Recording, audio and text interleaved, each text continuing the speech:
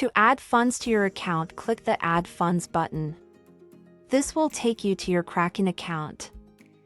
Here you can select the currency you want to deposit.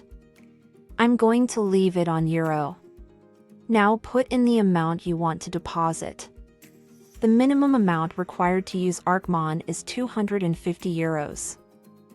Choose between funding directly or funding manually. Funding directly will immediately add funds to your account, while funding manually can take more time. If you live in the EU, it is likely that your bank is in this list, enabling you to directly add funds to your account by clicking on your bank. Alternatively, you can fund your account manually by sending the desired amount to these details, or by sending crypto to your account from another exchange or wallet. And congratulations, you have now funded and completed your account setup.